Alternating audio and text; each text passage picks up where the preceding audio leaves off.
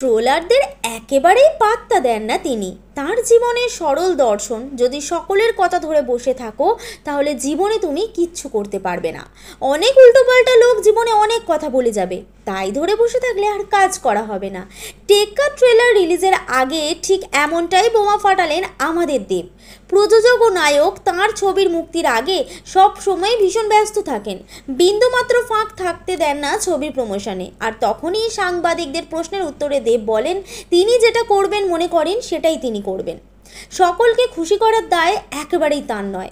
সত্যি আবির্ভাবের সময় থেকে কিছু কম ট্রোল হতে হয়নি দেবকে, কিন্তু নিজেকে নিয়ে গড়া পেটা করতে করতে তিনি আজকে সম্পূর্ণ এক নতুন অবতারে নিয়ে এসেছে নিজেকে।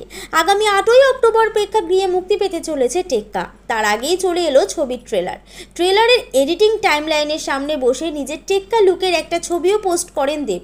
এমনই টলিউডের অন্দরমহলের হাড়ির খবর তাড়াতাড়ি আপনাদের কাছে পৌঁছে দিতে বদ্ধপরিকর টাইমলাইন ক্রিয়েশন। সুপারস্টার দেব আপনাদের কতটা কাছের? মন্তব্য করে জানান আমাদের মন্তব্যের বাক্সে।